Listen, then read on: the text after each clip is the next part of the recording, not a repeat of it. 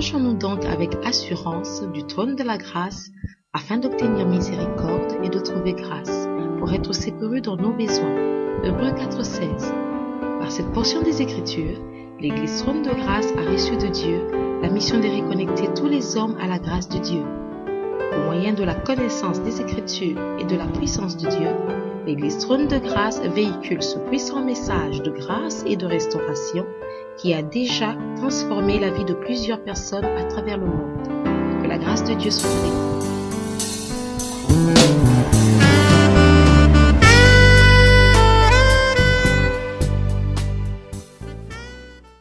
Dieu soit glorifié. Amen. Celui qui t'a permis d'être là en ce soir.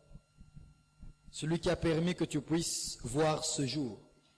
J'ai toujours dit, Dieu n'est pas obligé de t'accorder la vie. Mais si Dieu le fait, c'est parce qu'il veut que tu sois en vie. Amen. Amen. Amen. Salut ton frère, salut ta sœur. Ce n'est pas un rituel qu'on fait habituellement, non. Il y a une grande puissance dans les relations que l'on peut tisser. Mais ça, c'est pour mercredi prochain. Yes. Quand nous verrons le mystère des relations. Et ce soir, le Seigneur voudrait qu'on s'entretienne de quelque chose. Parce que quand vous lisez toute la Bible, surtout l'Ancien Testament, vous allez vous rendre compte que Dieu mettait un accent particulier sur quelque chose. Le sacrifice. Dieu mettait un accent particulier sur le sacrifice. Et aujourd'hui encore, Dieu continue à faire attention au sacrifice. Il ne veut pas qu'on lui offre n'importe quoi et n'importe comment. Offrez-lui un agneau. C'est notre thème de ce soir. Offrez-lui un agneau. Pas n'importe quoi. Un agneau. Mais pourquoi Dieu veut un agneau? On va d'abord lire le texte de 1 Pierre. 1 Pierre 1, à partir du verset 17 au verset 19. Ensuite, nous lirons Apocalypse 5. Du verset 5 au verset 6. Je lis 1 Pierre. Et si vous invoquez comme Père celui qui juge selon l'œuvre de chacun, sans favoritisme, conduisez-vous avec crainte pendant le temps de votre séjour sur la terre. Vous savez que ce n'est pas par des choses périssables, par de l'argent ou de l'or, que vous avez été rachetés, de la vaine manière de vivre que vous avez hérité de vos pères,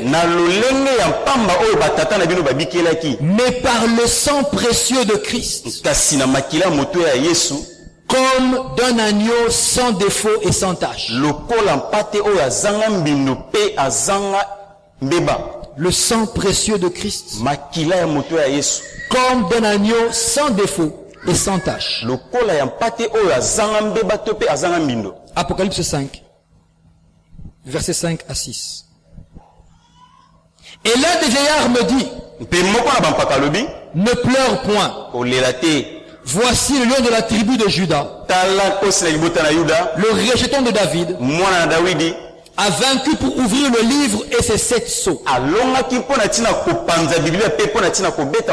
Et je vis au milieu du trône et des 4 êtres vivants et au milieu des vieillards un agneau qui était là comme immolé.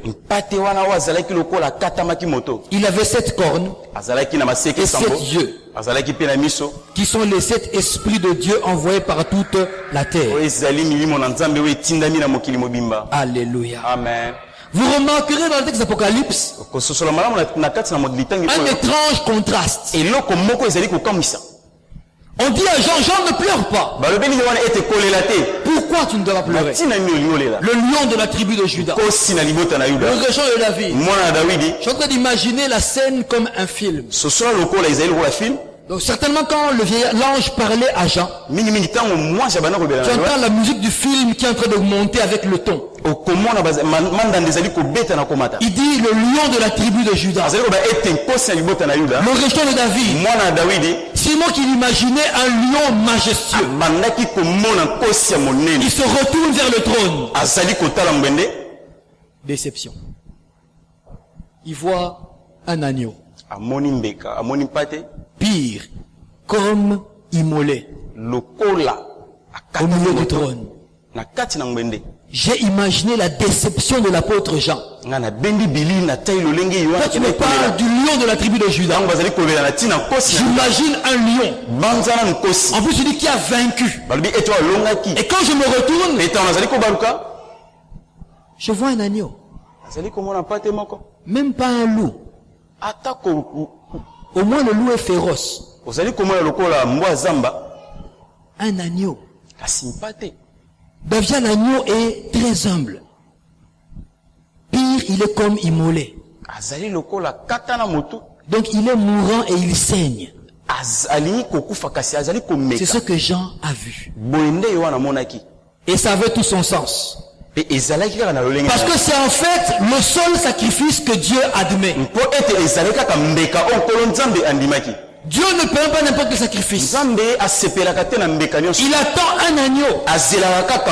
Il n'attend rien d'autre qu'un agneau. Et quand tu as compris ce que l'agneau est, alors tu comprendras que Dieu veut que toute ta vie, tu lui accordes un sacrifice. Amen. Mais que tu sacrifies un agneau, pas n'importe quoi. J'ai essayé de réfléchir avec le Saint-Esprit. J'ai dit, mais Seigneur, pourquoi as-tu pris l'apparence d'un agneau? Moi, j'aurais été Jésus. Je serais venu comme un lion. C'est plus respectueux. Ça impose le respect aux adversaires. Mais un agneau, ça n'impose pas le respect. Au contraire, ça donne de la force à l'adversaire. Il se dit ça, je vais le déchirer en quelques instants. Et c'est ça que Dieu veut qu'on sacrifie. Qu'on lui donne. Il prend l'image d'un simple agneau. Un simple agneau. Bien aimé, la Bible dit un agneau comme immolé. Un agneau sacrifié. Autrement dit, même au ciel, on n'a pas trouvé autre chose qu'un agneau à offrir à Dieu. Et la parole vous dit, cet agneau était assis sur le trône. Autrement dit, c'est Dieu lui-même. Dieu ne supporte aucun autre sacrifice qui ne ressemble à lui-même. Tout sacrifice qui ne ressemble pas à Dieu est rejeté. Tout sacrifice qui ne ressemble pas à Jésus est automatiquement rejeté. Et ce soir, moi je vous dis, offrez à Dieu un agneau. Donne-lui un agneau. De quelle manière? Le terme le plus principal ici, c'est le mot sacrifice. Aujourd'hui, il y a de moins en moins de sacrifices dans l'église. Vous allez me dire, mais pasteur, c'est normal. Nous ne sommes plus dans l'Ancien Testament. Maintenant, on a autre chose que l'Ancien Testament. Et le sacrifice continue. Dieu exige de toi et de moi un sacrifice tous les jours. Le mot sacrifier veut dire renoncer à quelque chose. Mettre de côté quelque chose. Autrement dit, sacrifier veut dire accepter de perdre. Il n'y a pas de sacrifice sans perte. Si tu as un sacrifice sans perte, ce n'est pas un sacrifice. Et Dieu aime le sacrifice. Parce qu'il est impossible de vivre pour Dieu sans payer un prix. Alléluia. Amen. La plupart des chrétiens aujourd'hui veulent vivre leur vie sans payer le prix de la vie. Ils veulent recevoir de Dieu sans payer le prix. Je dirais, pasteur, mais Jésus-Christ a déjà payé le prix pour nous. Il a payé le prix du rachat. Il a payé le prix qui fasse que toi et moi nous serons sauvés aujourd'hui. Mais toi et moi ne sommes pas morts. Nous sommes en vie. Et chaque jour qui passe, il y a un prix à payer pour survivre. Quand tu ne payes pas, tu meurs. Malheureusement, le diable a trouvé l'astuce. Faire en sorte que nous ne puissions plus sacrifier à Dieu. Laisse-moi te dire une vérité. Sans sacrifice, tu ne seras jamais puissant. Sans sacrifice, tu ne seras jamais puissant. Cette loi, ce n'est pas moi qui l'ai établie. C'est dans le spirituel et c'est comme ça. Même nos adversaires, ceux qui travaillent pour le diable, ils le savent que sans sacrifice, il n'y a pas de puissance. Parce que le sacrifice fait exploser la puissance. Le sacrifice emmène la puissance. Alors moins tu sacrifies, moins tu es puissant. Vous comprendrez pourquoi la majorité des enfants de Dieu vivent pas en plus que vainqueurs, mais ils vivent en plus que maudits. Parce que tout simplement, ils ne sacrifient pas. Bien-aimé, la question est claire. Tu vas me dire, pasteur, moi je sacrifie tous les jours. Oh, je fais des efforts pour le Seigneur. Moi je me donne pour Dieu. La bonne question est celle-ci. Qu'est-ce que tu sacrifies? D'abord de un, tu dois sacrifier. Et de deux, qu'est-ce que tu sacrifies? Un agneau ou un porc? Beaucoup de gens sacrifient des porcs. Ils sacrifient des porcs, des cochons, à la place de l'agneau que Dieu demande. Entre le porc et l'agneau, il y a des ressemblances. Les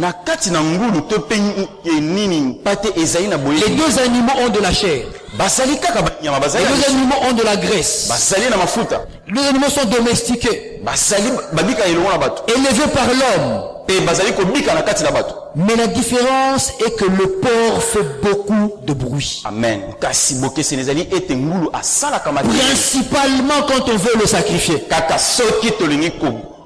Ceux qui ont déjà abattu un porc vous diront ça. Quand on prend le porc pour l'abattre, il se débat dans tous les sens. Il grogne, il donne des coups de patte, il fait du bruit. Même quand on a tranché la gorge, il trouve encore le temps de faire du bruit.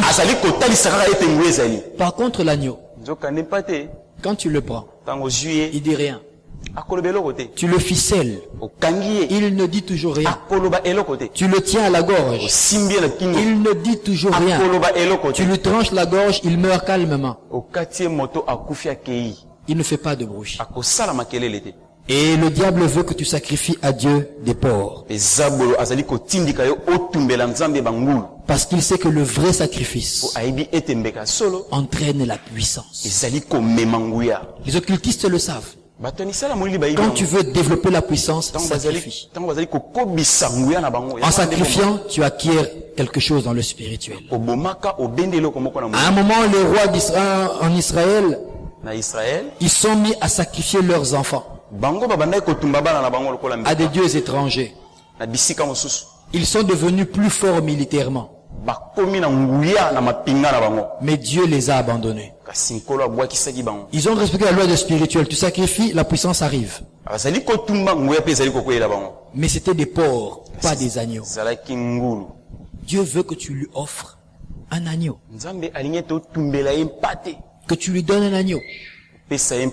Je t'explique ce que Dieu entend par l'agneau. Tout ce qui est agréable à Dieu. Ce qui est de la nature de Dieu. C'est ce que Dieu veut retrouver dans ton sacrifice. Et je te dis au départ que quand tu sacrifies, tu perds toujours quelque chose. Tu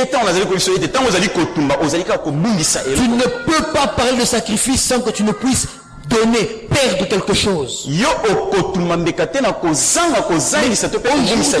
Aujourd'hui, dans notre siècle présent, comment est-ce que l'on peut sacrifier à Dieu un agneau? Quand est-ce qu'on sacrifie à Dieu un agneau?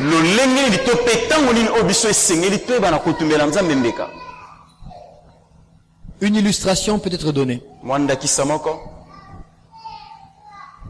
Je prends une chose courante. Par exemple, le jeûne.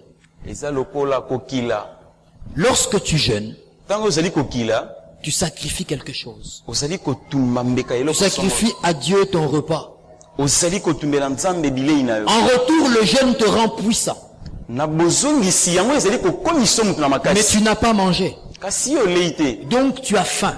Ton corps est affaibli. Ton cerveau est diminué.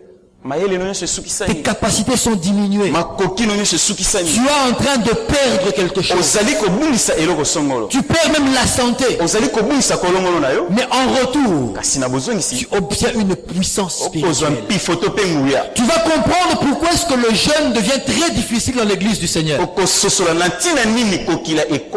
que le diable sait que lorsque tu donnes à Dieu ton jeûne, tu acquiers de la puissance sur le plan spirituel. Combien de personnes n'arrivent pas à jeûner? Combien de personnes soupirent après la puissance mais n'arrivent pas à offrir à Dieu ce jeûne? Ce matin, quand je me suis réveillé pour prier, il faisait encore nuit. Dès que le réveil a sonné et que j'ai ouvert mes yeux, la première phrase qui m'est venue à l'esprit, sans que je ne réfléchisse, c'était « Je suis épuisé. Je suis fatigué. J'ai besoin de repos. Je dois dormir. » Même Dieu comprendra que je suis fatigué. Mais j'ai compris quelque chose. Et je peux te le dire. Quand tu te lèves pour prier, ou quand tu veux commencer à jeûner, la phrase que tu entends qui te dit ne jeûne pas, ou ne prie pas, tu es fatigué. Cette phrase te fait comprendre une chose. C'est que c'est le bon moment pour jeûner. C'est le meilleur moment pour prier. Je me suis dit, comme j'ai entendu cette phrase-là, je suis épuisé. Cela veut dire, c'est le bon moment pour prier. J'ai sacrifié mon sommeil pour acquérir de Dieu quelque chose. Oh, lorsque les gens veulent se mettre à jeûner, leur estomac leur parle. Ton estomac t'a déjà parlé? Moi déjà. L'estomac parle, il parle très fort. Même que si tu le laisses faire, il est très convaincant.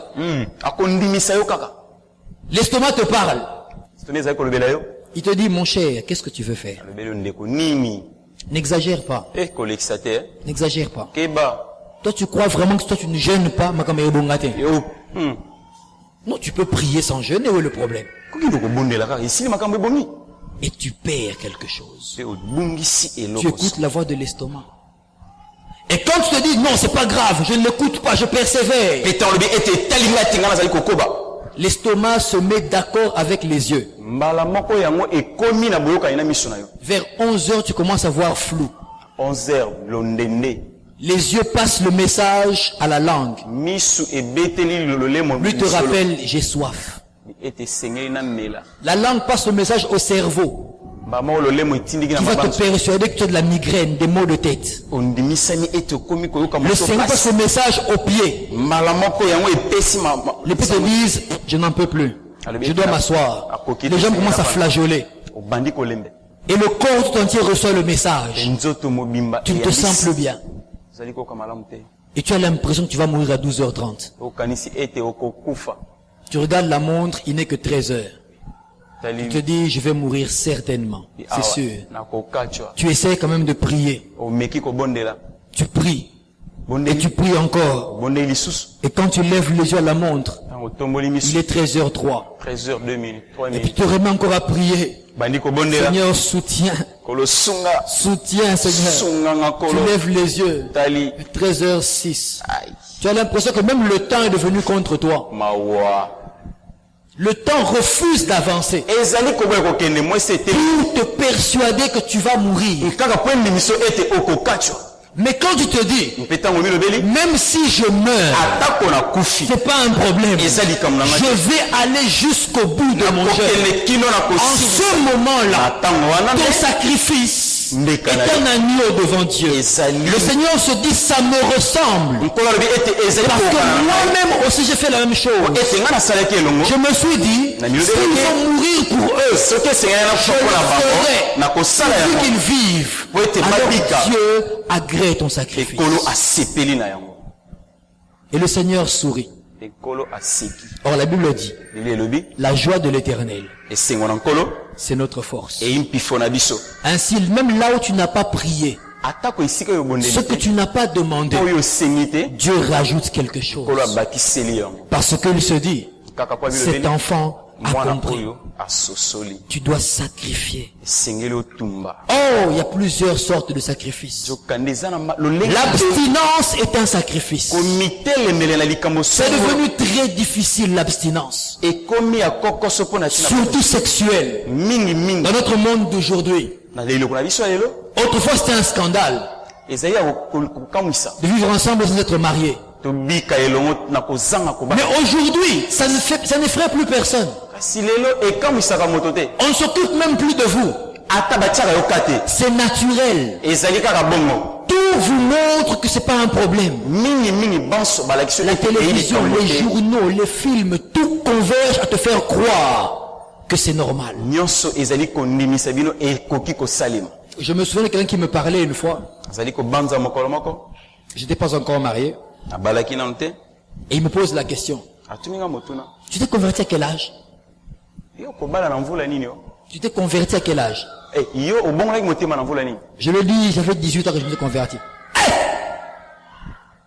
Donc, je me dis, donc tu veux me dire que... Moi je lui dis que... Quoi? Finis ta phrase. Ah, bah frère, bah frère. Donc tu me dis, non, donc rien. Il n'arrive pas à prononcer lui-même ce terme. Moi je dis, rien quoi? Sois clair. Tu veux me dire que tu n'as aucun rapport? Moi je dis, si j'ai des rapports. Non, avec les gens j'ai des rapports. J'ai des amis, on se salue, j'ai des collègues, avec ma famille j'ai des rapports. Oui. Non, tu veux dire que... Donc rien. Toi, tu n'arrives pas à prononcer la phrase. Je dis non. Quand je me marierai, cela arrivera. Pour le moment, c'est pas à l'ordre du jour. Oh, comment tu fais? Moi, je dis non, je fais comme tout le monde. Je m'abstiens, point barre, c'est tout. Non, comment tu fais? Pour le monde, c'est inconcevable. Et même certains chrétiens vous diront, pasteur, c'est difficile, hein? Il ne peut pas sacrifier cela. C'est trop dur. et il passe. Bien aimé, un sacrifice qui te coûte rien n'est pas un sacrifice. Comme tu sens un sacrifice te faire mal dans la chair, tu as tapé juste. Amen. Dis pasteur, c'est pas facile, hein? Papa. C'est difficile. Moi je dis ce n'est pas difficile. Il faut d'abord commencer par vouloir. Quand tu veux, tu cherches l'aide de Dieu et l'aide de la parole. Que dit la parole? Et tu parles à ta propre pensée. Ce que la parole refuse, moi je le refuse. Ce que la parole accepte, moi je l'accepte. Et quand tu rencontres, ça devient très difficile. Je dis, j'ai accepté de sacrifier cela pour le Seigneur. Je ne reviendrai pas là-dessus. L'abstinence fait partie des sacrifices que le Seigneur veut qu'on sacrifie tous les jours. Tous les jours. Je m'adresse à ceux-là qui ne sont pas encore mariés. Il est possible de sacrifier à Dieu la sexualité. Dieu veut un agneau. Ne même pas un bouc ou un porc. Tu lèves les mains devant le Seigneur. Oh Seigneur, je te bénis car tu es miséricordieux, tu es magnifique. Alors que Dieu n'approuve pas ce que tu fais. Et tu sais qu'il n'approuve pas ce que tu fais. J'aime ce que la parole déclare. Ne vous y trompez pas. On ne se moque pas de Dieu. Ce qu'un homme a sémé, il le récoltera. Le Seigneur est clair là-dessus. Cette loi spirituelle reste d'application jusqu'à la fin du monde. Tu ne pourras jamais planter des haricots dans le spirituel de Dieu et récolter des citrons. Impossible. Impossible. Ce que l'on récolte, ce qu'on n'a pas sémé, c'est de la mauvaise herbe. N'est-ce pas? Dans ton champ, quand tu as planté quelque chose, tu récoltes ce que tu as sémé. Ce que tu récoltes, que tu n'as pas sémé, c'est la mauvaise herbe. Bien-aimé, quand tu sacrifies ton argent, lorsque tu donnes de ton argent pour l'œuvre de Dieu, ça fait mal. Tu te dis, mais j'aurais pu m'acheter un jean. J'aurais pu économiser pour acheter telle ou telle autre chose. Mais parce que je veux que l'œuvre de Dieu avance. Éternel, voilà mon sacrifice. Pourquoi je l'appelle sacrifice? Parce que quand je le fais sortir de moi, je sais que moi je perds.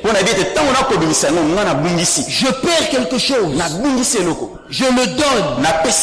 Parce que je sais une chose. Dieu veut que je sacrifie tous les jours. Et quand ma chair fait mal, quand mon cœur regrette, je sais une chose. Je suis dans le bon. Alors je vais persévérer. Je vais quand même le faire. Et laisse-moi te dire, tu n'as jamais été ingrat. Amen. Il n'a jamais été ingrat. Dieu aime les sacrifices. Quand tu lui donnes un agneau, Dieu est content. Et en retour, l'Éternel bénit toujours. Je le dis encore, l'Éternel bénit toujours ceux-là qui offrent à Dieu l'agneau que Dieu attend. Combien de chrétiens ont du mal à payer leur dîme? Combien de chrétiens ont du mal à payer leur dîme? Certains vont même plus loin. Ils croient que la dîme c'est un don qu'ils font aux œuvres du ciel. Pour les malheureux du ciel, les orphelins du ciel, bon, je fais un don. Je vais t'expliquer quelque chose. La dîme n'est pas un don que tu fais à Dieu. Ce n'est pas un cadeau que tu fais à Dieu. Ici, j'ouvre la parenthèse, j'aimerais que tu me suives très bien. Parce qu'il y va de ta bénédiction financière. La dîme, c'est la part que Dieu lui-même prend dans l'argent qu'il t'a donné. C'est Dieu qui a pourvu. Et il prend un dixième de ce que lui-même a pourvu. Ça ne se négocie pas. Non, Seigneur, écoute, je vais te mettre en deux, je donnerai ça en deux tranches. La dîme ne se négocie pas. Elle se paye entièrement. Le dixième, ce n'est pas à toi. C'est à Dieu. Les humains chez nous disent, Liboka moninga, tu l'as dit, frère. Yes. Maintenant, étrangement, nous les chrétiens, Liboka nzambe, tu crois que c'est pour toi?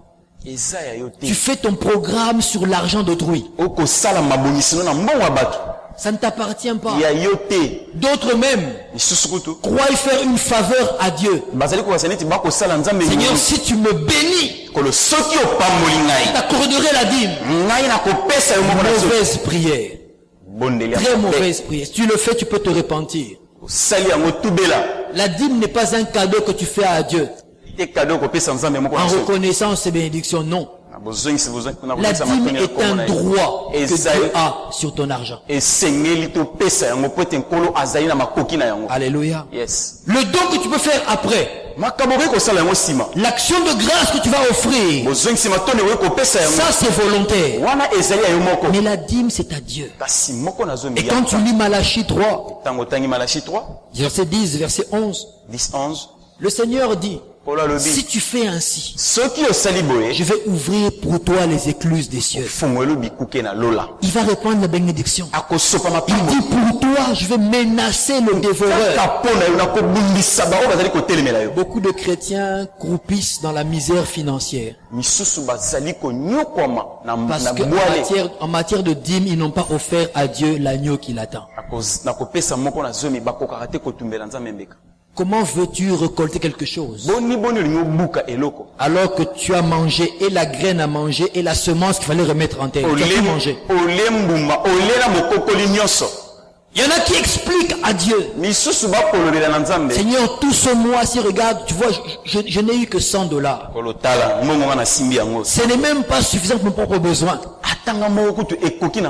La prochaine fois, en tout cas, je te promets, Seigneur, deux dîmes balamon on appelle Sio. Ne commettez pas cette erreur. Ne la commettez pas. Est-ce que tu crois que Dieu n'est pas capable de pourvoir à ton besoin? Je connais un Dieu qui est capable. Je suis moi-même une expérience de la dîme. J'ai vu le Seigneur bénir mes finances à cause de la fidélité dans mes dîmes et dans mes offrandes. Ça fait mal. Mais tu le retires. Je sais que je peux en avoir besoin. Mais je me dis, ce n'est pas le dixième de Dieu qui, ajouté à ce que moi je possède, mettra un terme à mes besoins. Non. Je donne à Dieu sa part. Tu peux te renseigner auprès du service des finances. Je paye ma dîme régulièrement. Donc je ne vous raconte pas de blabla que je ne fais pas moi-même. Je paye ma dîme régulièrement. L'offrande, c'est encore quelque chose qui fait sortir l'estomac. Oh, c'est dur. Seigneur, il faut encore offrir à Dieu. Certains pensent lorsqu'il a payé sa dîme, il ne peut plus donner d'offrande. Non, non. Tu payes ta dîme, c'est autre chose. Et tu donnes ton offrande aussi. Certains vous diront, je savais qu'il finirait par ce genre de choses. Les églises de réveil, toujours c'est ça. C'est là. Laisse-moi te dire une chose. Tu ne seras jamais béni financièrement si tu refuses à Dieu la dîme et l'offrande. J'entends ton cœur. Et les riches connaissent pas Dieu, alors ils ont l'argent. Est-ce qu'ils payent leur dîme? Ils ne payent pas leur dîme, mais ils ont l'argent. Alors faut pas me raconter des blabla. Ça c'est juste pour essayer d'endormir les gens. Je vais te dire, lorsque tu voles Dieu dans ta dîme, tu vas le payer d'une manière ou d'une autre. lorsque le service céleste viendra faire le recouvrement, tu vas payer cela d'une manière ou d'une autre. Il peut se faire que tu gagnes 4 000, 5 000, 8 000 dollars. Tes affaires sont prospères. Tu as un château, villa, piscine et tout ce que l'on veut. Tu ne payes pas ta dîme. Tu as l'impression de prospérer. Mais tu vas la payer. Soit par la santé, par le manque de paix, par les insomnies, par des vols, par bien des choses. La dîme se paye toujours. Amen. Et je te donne un conseil. Il vaut mieux encore que tu prélèves le dixième et que tu donnes. Parce que si tu attends que la DGI du ciel vienne faire le recouvrement, tu vas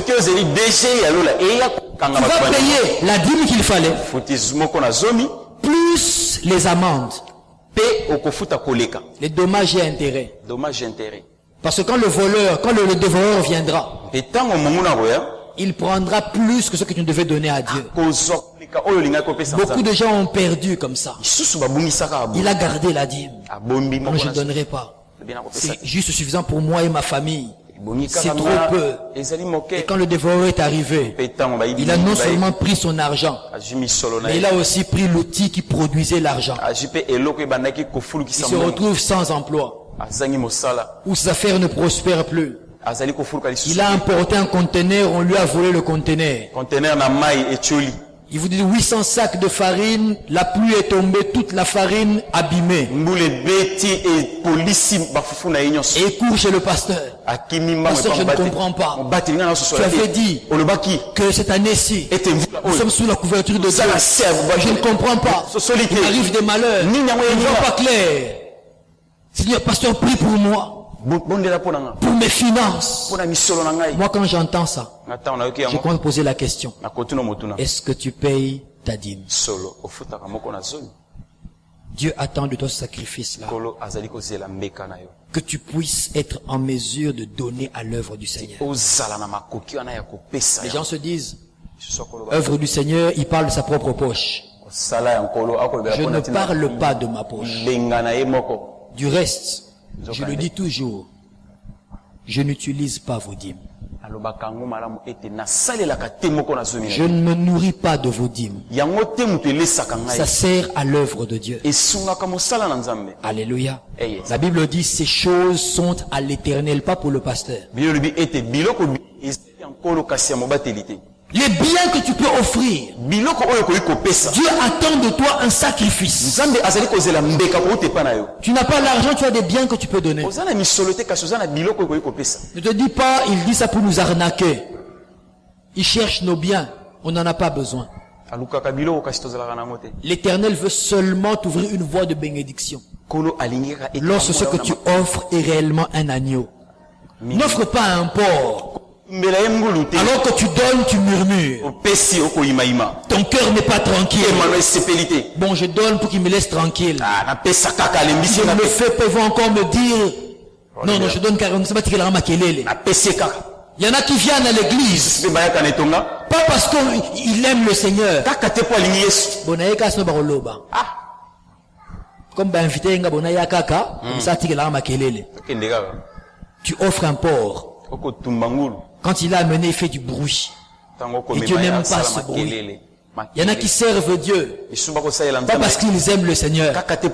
Ils prêchent la parole, pas parce qu'ils aiment les âmes, parce qu'il a le souci du royaume. Non, parce qu'il veut se faire un nom. Il cherche l'onction de Dieu. Il cherche la puissance. Pas pour que le destin des hommes soit libéré. Pas pour que Jésus-Christ entre dans les cœurs. Mais pour que l'on sache que Yépé Azali. Pour que les gens le reconnaissent. Et souvent ils sont frustrés. Quand tu ne les reconnais pas, il peut te rappeler, tu ne me connais pas. Non, je te connais pas. Non, moi c'est le pasteur tel. Non, je te connais pas. Mes affiches, comment mes affiches? Non, pasteur, je ne vois pas.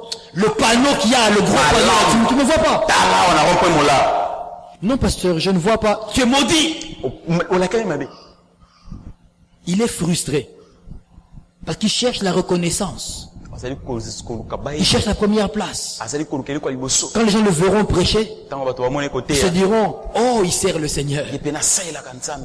Mais la Bible sait que tu as offert un porc, pas un agneau, un porc. Et Dieu a horreur du sacrifice-là. Offre ta vie. Combien sont prêts à donner leur vie? Pas beaucoup. Pas beaucoup.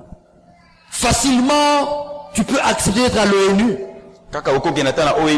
Et on t'envoie dans un pays où la terre a tremblé, ou en pleine guerre.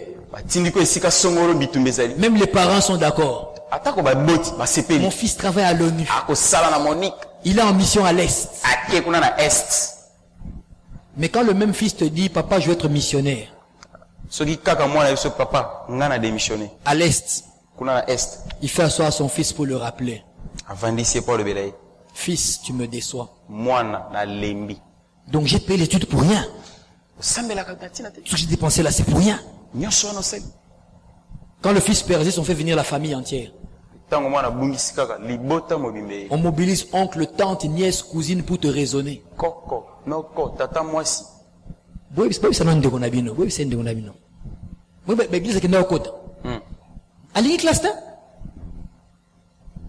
Les gens admettent facilement ce qui rapporte l'argent. Mais prêt à sacrifier la vie, ça on n'admet pas. On n'admet pas. Le test peut être fait. Je peux être du haut de cette chair. Et je vous dis, Dieu m'a révélé. Il va envoyer des missionnaires à New York. D'autres à Dublin. Et certains à Paris. Mais Dieu a dit qu'il veut des volontaires. J'aurai beaucoup de volontaires. Pasteur, je dormais, Dieu m'a montré que c'est moi que tu dois envoyer. Pasteur, j'ai fait un songe que je prenais l'avion. Et puis tu m'as remis une Bible dans laquelle tu avais écrit quelque chose. Qu'est-ce que ça veut dire, pasteur? Non, tu sais que c'est pour aller à Paris.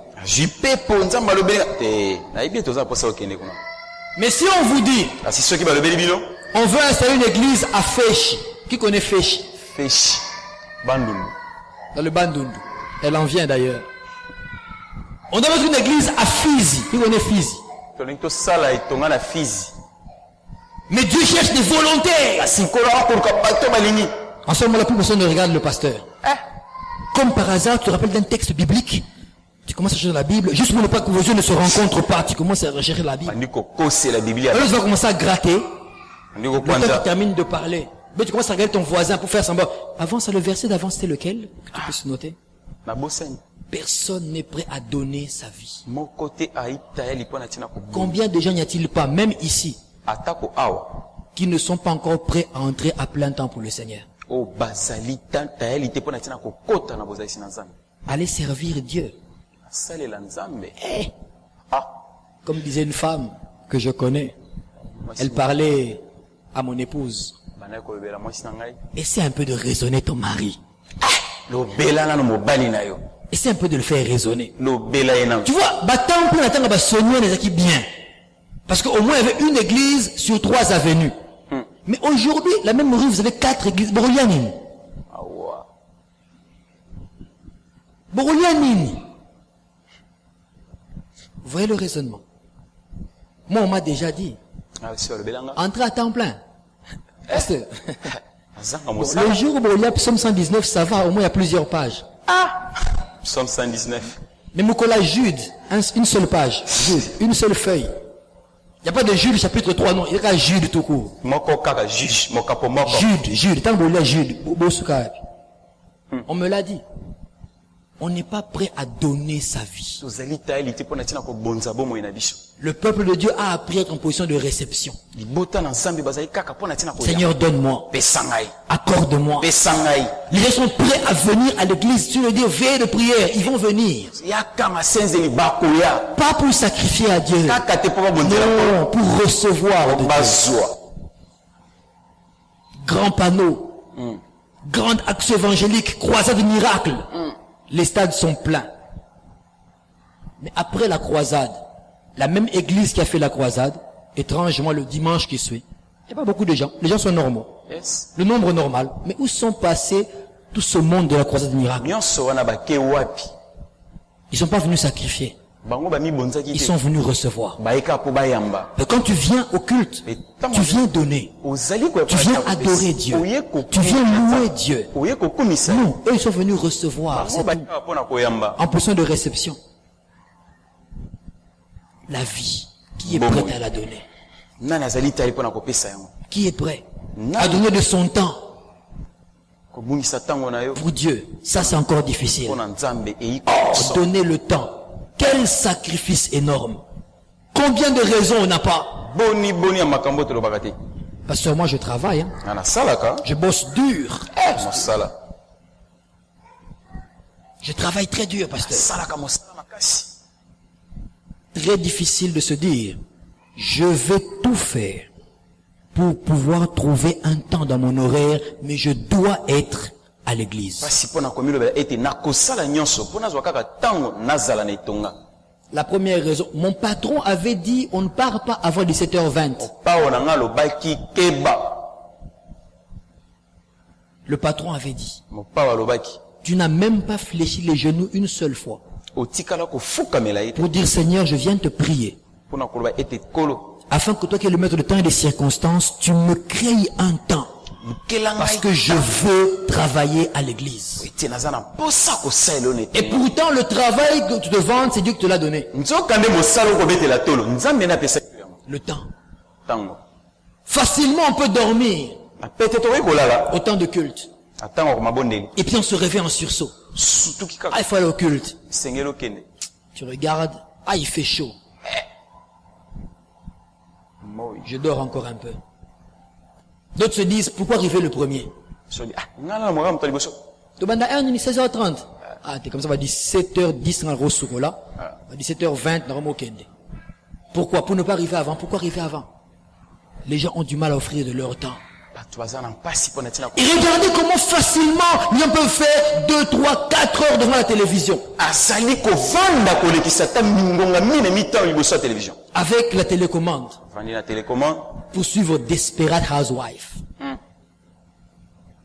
Saison à Sika. Il attend la saison. Il a même pris rendez-vous. Il va se presser dehors pour vite rentrer à la maison. Pourquoi? 19h. La série va commencer. Et quelle série? Des séries que moi j'aime pas pour la plupart. Sunset Bed, Sous les aisselles. Sous le soleil, hein? Pardon, excusez-moi. Ce genre de série-là. Facilement, on peut prendre rendez-vous avec la télévision. Mais avec Dieu, on n'a pas le temps. Non, mercredi, c'est pas grave. À ta dimanche, c'est pas un problème. On ne se presse même pas. Tu es en retard pour l'église, mais tu n'as aucun remords. Calmement, tu es en train de venir. Tu ouvres la porte de l'église calmement. Tu entres calme, nonchalamment. Tu t'assois nonchalamment. Et puis tu somnoles. Alors qu'on prêche, toi tu dis Amen d'une autre manière. Yes. Tu ne sais pas sacrifier ton temps pour Dieu. Se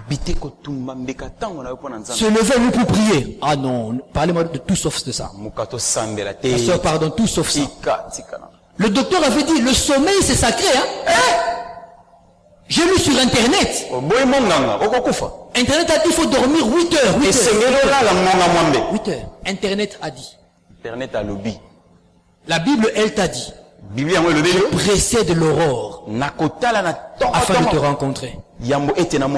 Lequel a le plus de valeur? Le sacrifice. Sacrifier son honneur. Combien ne sont pas prêts à donner leur honneur? Devant la face de Dieu, il lève les mains. L'adoration est devenue à son grand sommet.